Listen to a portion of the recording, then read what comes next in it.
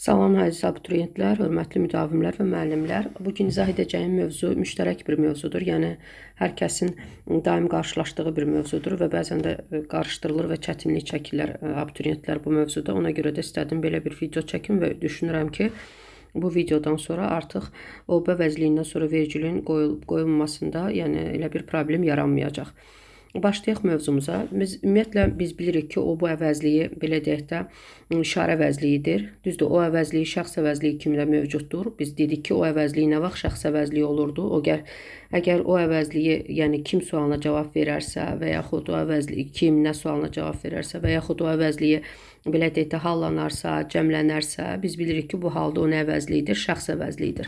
Məsələn, deyirəm ki, o gəlsin. O gəlsin, yəni kim gəlsin, o gəlsin. Biz bilirik ki, burada artıq şəxs əvəzliyidir. Və yaxud deyirəm ki, məsələn, onu çağır, nəyi çağır, kimi çağır, onu çağır. O əvəzliyi fikir verdirsə təsirli haldadır. Demək, neyiniyibdir? Bu halda o şəxs əvəzliyidir. Məsələn, və yaxud da gələn odur, şəxs onluğu qəbul edir. Gələn odur, kimdir? Şəxs şəkilçisi qəbul edibdir və ismi xəbər olubdur. Bu halda bilirik ki, bu şəxs əvəzliyidir. Demək, o nə vaxt şəxs əvəzliyi olur? Kim nə sualına cavab verdikdə, hallandıqda, cəmləndikdə və şəxs şəkilçisi qəbul etdikdə biz bilirik ki, o şəxs əvəzliyidir. Bu belə. Və əgər o əvəzliyi yox, hansı sualına cavab verərsə, yəni o zaman bilirik ki, o artıq işarə əvəzliyidir. O bina, hansı bina, nə bina, hansı bina, o bina və yaxud da ki, deyək, o qələm, nə qələm, hansı qələm, o qələm. Bu halda biz biləcəyik ki, bu şəxs, üzr istəyirəm, işarə əvəzliyidir. Bəs o, bu, belə deyək də, şəxs əvəzliyi kimi, işarə əvəzliyi kimi olarsa, ümumiyyətlə bu əvəzliyi bilirik ki, ismi də əvəz etsə və yaxud sifəti də əvəz etsə, yenə də işarə əvəzliyidir. Bəs o, bu əvəzliyindən sonra nə vaxt vergül olar, nə vaxt vergül olmaz? Ümumiyyətlə, o, bu əvəzliyi, işarə əvəzliyi olaraq hansı sualına cavab verərsə, vergüldən istifadə etməyəcək.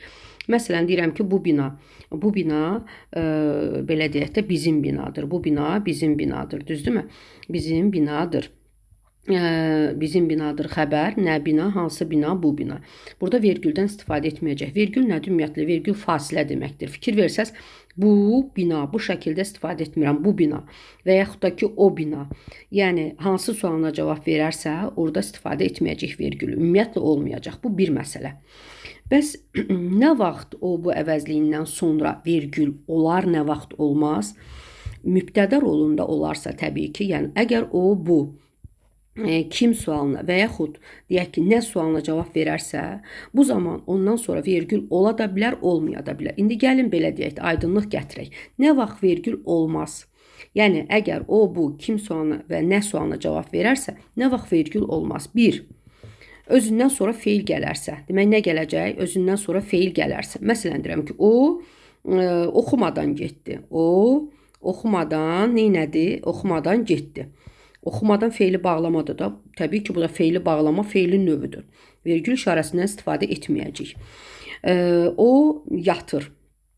O yatır. Neydir? Yatır, feil gəlib, vergül olmaz. Amma burada bir istisna məqam var. İstisna məqam nədən ibarətdir? Feildə bircə feili sifət gələrsə, orada vergüldən istifadə edəcəyik. Niyə? O, oxuyan uşaqdır. O, oxuyan uşaqdır. Uşaqdır, xəbər, kim o, necə uşaqdır? Oxuyan uşaqdır. Bircə feili sifət gələndə istisna olaraq vergüldən istifadə edəcəyik.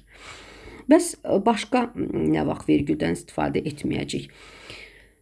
İkinci biri köməkçi nitq səsi gələrsə, yəni o, bu, əgər mübtəda rolunda olursa, yəni kim nə sualına cavab verərsə və özündən sonra deyək, köməkçi nitq səsi gələrsə, vergül işarəsindən istifadə etməyəcək. Məsələn, deyirəm, o ancaq mənə məxsusdur. O ancaq mənə aiddir. Mənə aiddir. Aha, özündən sonra nə gəlibdir? Məhdudlaşdırıcı ədat gəlib. Demək, vergüldən istifadə etməyəcək. Məsələn, bu da gələcək. Bu da gələcək. Gələcək. Budan sonra nə gəlib? Da iştirak bağlayıcısı gəlib. Demək, vergüldən istifadə etməyəcək. Burada da istisna məqamımız var. İstisna nə olacaq? Modal söz. Demək, odan sonra əgər o, bu əvəzliyindən sonra, yəni təbii ki, mübtəda rolunda olarsa, o, bu əvəzliyindən sonra modal söz işlənərsə, vergüldən istifadə edəcək. Məsələn, o, əlbəttə gələcək. O, əlbəttə gələcək. Nə edəcək? Gələcək. Kim? O.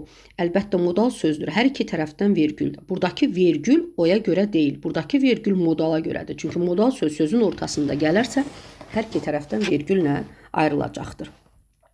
Bəs üçüncü bir məqam nə vaxtdır? Nə vaxt vergüldən istifadə etməyəcəyik? Demək, əgər o bu əvəzliyindən sonra, yəni mübtəda rolunda olan o bu əvəzliyindən sonra əgər əvəzlik gələrsə, ümumiyyətlə əvəzlikdən sonra əvəzlik gələrsə, vergül olmayacaq. Təbii ki, burada da istisna var. Məsələn, deyirəm, o mənim rəfiqəmdir.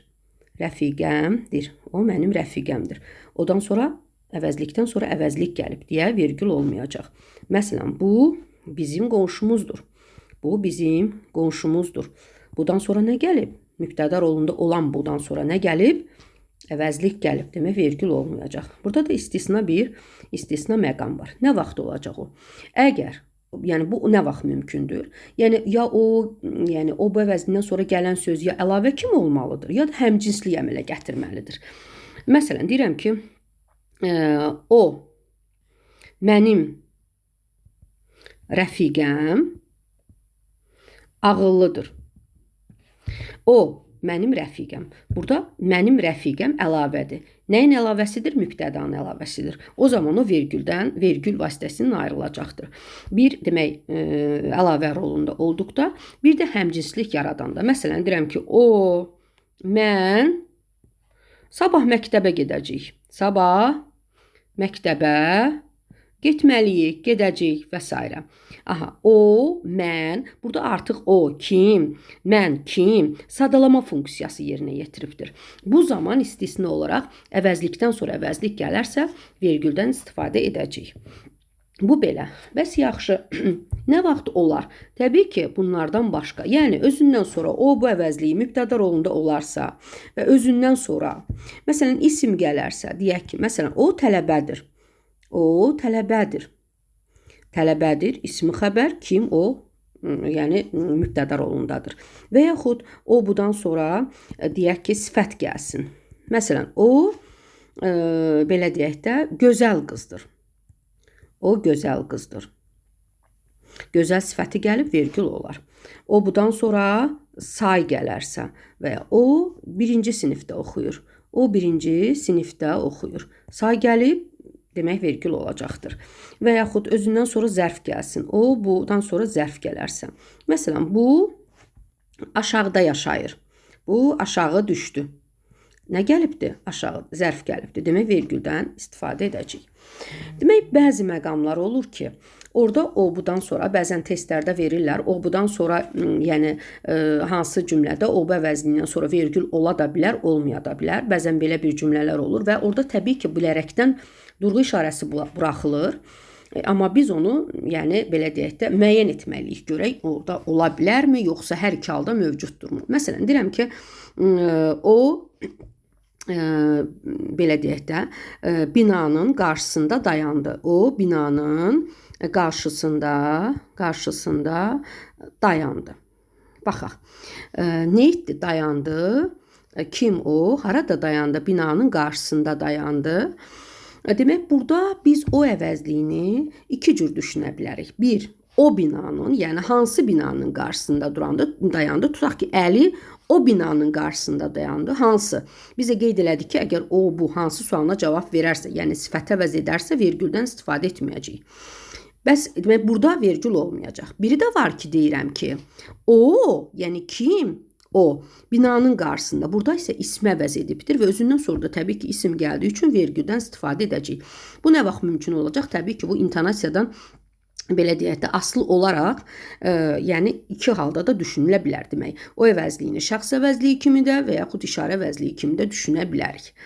Düşünürəm ki, bu videodan sonra, yəni siz artıq o bu əvəzindən sonra vergülün qoyulub qoyulmasında artıq bir problem yaşamış olmayacaqsınız.